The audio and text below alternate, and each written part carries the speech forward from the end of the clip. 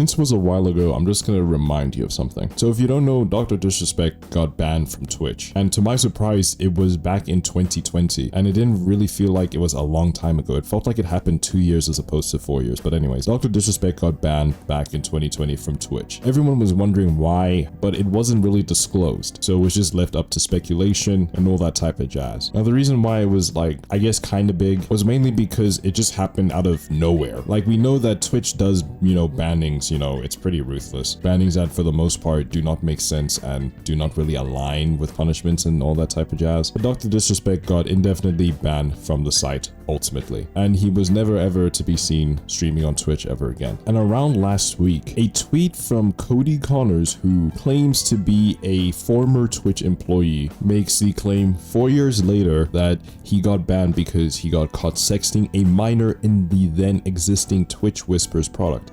He was trying to beat up with her at TwitchCon, the powers that could be read in plain text. Close case, gang. No one made the wrong decision.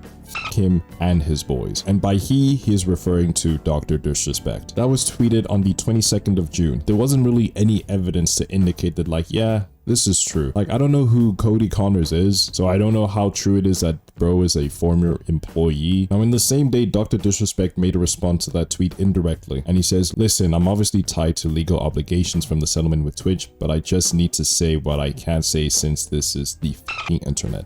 I didn't do anything wrong. All this has been probed and settled. Nothing illegal, no wrongdoing was found, and I was paid. And with reference from what I remember back from 2020 with the whole Dr. Disrespect thing, this is mostly correct. There are some legalities with what happened with Twitch. I don't know, I forgot how I learned that information, but I just remember that, there was some legal documents and like legal obligations that he's speaking about over here. So it does make sense why he can't exactly speak a lot into it. So it does make sense that this would, I guess, be the best way or the most that he can do right now in terms of clearing his name, even though that this is kind of a poor attempt at it. Now, just another fun fact about Dr. Disrespect. Some time ago, I forgot how long ago, he basically helped co-found a new gaming studio called the Midnight Society. But basically the game that they were, working on was a game called Dead Drop. It was a shooter, kind of like the COD killer type of direction, you know what I'm saying, in terms of what I remember about the game at least. And around the 24th of June, they actually made a response that I did not expect at all. And it's a response that is pretty huge and pretty crucial to what's going on right now. And they said, on Friday evening, we became aware of an allegation against one of our co-founders, Guy Beam? Is that how he says? Is that how you say bro's name? AKA Dr. Disrespect. We assumed his innocence. Really important piece of text, by the way. We assumed his innocence and began speaking with the parties involved. And in order to maintain our principles and standards as a studio and individuals, we needed to act. For this reason, we are terminating our relationship with Guy Beam immediately. While these facts are difficult to hear and even more difficult to accept, it is our duty to act with dignity on behalf of all individuals involved, especially the 55 developers and families we have employed along with our community of players. Very, very important. This entire tweet is super duper important. But moving on with the chain of events. So this was tweeted, and apparently around the time Dr. Disrespect was streaming some Elden Ring. I don't know if it was a DLC. I don't think it really matters. And there was basically a around 7-minute to 10-minute clip of him not necessarily talking about the situation, but basically the 7-minute clip is just him, talking about like, hey, I feel so burnt out. Social media is tiring. The internet is tiring. I've been doing this since, he says 2 completely different dates, which is so weird. But he says he's been like doing this since 2015, 2016, and then he says, okay, we've been doing this since 2009, which is like, whoa, okay. Just generally saying like, I need a break. I told you guys that I was gonna go to Costa Rica for like a vacation, and I just might extend that, And Dexerto summarizes that by saying that Dr. Disrespect will be taking an indefinite break from streaming. And up until this point of recording, that's literally everything that has come out of this situation. So, what do I think? I'm in the center, but leaning more towards Dr. Disrespect being guilty. I cannot lie to you. And like I said, I saw the tweet from Cody Connors when he originally posted it, and I didn't really take it that seriously. Or not that I didn't take it seriously, but there just wasn't evidence for me to work off of. Like, we have this dude on Twitter who claims to be a former Twitch employee, specifically a former CPM explainer for Twitch. And also, I feel like if there's legal obligations with, this type of thing, which there was / is, I'm gonna go out of my way to expose the streamer. I might as well go all out. Like, we have this humongous accusation, but there really isn't any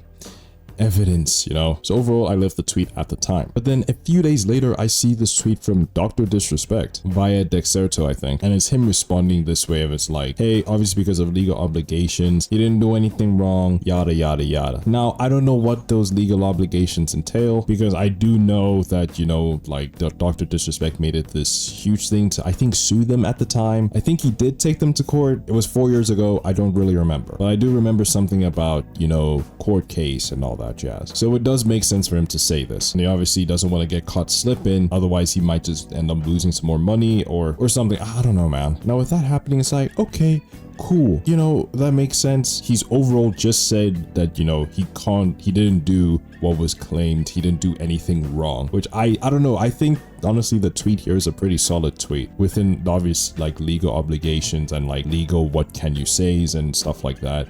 He did cook with this response in terms of saying he didn't do that. But the tweet that really kind of made me lean onto his side was the tweet from Midnight Society. And I'll tell you why. Now, people are complaining that, Dr. Disrespect is getting accused with no evidence. But that argument becomes completely void when you look at the Midnight Society tweet. Yo, so we've just heard some serious accusations. The tweet says we assumed his innocence and began speaking with parties involved. So Midnight Society was like, nah, ain't no way Dr. Disrespect did that. There is no way. But just to cover our backs, let's just make sure and talk to the parties involved. Now, obviously, two of those parties involved are Dr. Disrespect and Twitch. There could be more, but Midnight Society said that they did look into it. They didn't just blindly make a decision based off, the flack that he was getting online and all that stuff, right? Actually, let me just reread this. We assumed his innocence and began speaking with parties involved, and in order to maintain our principles and standards as a studio and individuals, we needed to act. They looked into it with the necessary parties. The minimum amount of parties involved are obviously Dr. Disrespect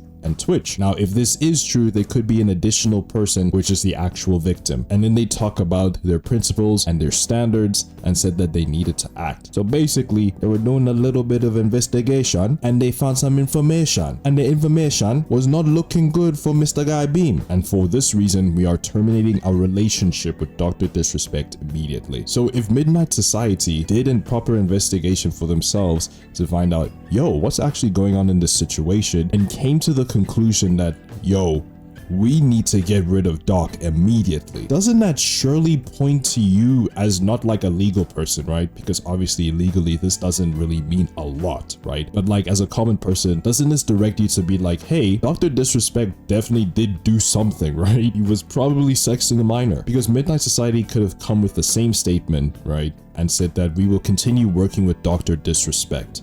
If Dr. Disrespect didn't do anything wrong, why would they need to terminate their relationship with him? Because Doc was a huge part of this game and the advertisement for it especially. Doc was the sugar daddy of the studio. So the fact that the studio, who was probably heavily reliant on Doc, now forcibly terminating the relationship with him, something must have happened, and they found something that indicated, yo, he definitely did do that. You know what I'm saying? Or at the very least, he did something wrong and he is in the wrong. While it's definitely not hard evidences, we definitely know how PR for social media and whatever, acts when these type of accusations come up, right? They usually stay quiet, or they do chime in a little comment to it, but not actually addressing the issue at hand. Whereas Midnight Society literally went out their way to say hey, we heard a serious accusation about bro, we looked into it, and in order to maintain our standards and our principles as a studio, we had to terminate our relationship with him. This evidence, to me, heavily points to the fact that Dr. Disrespect definitely did do that,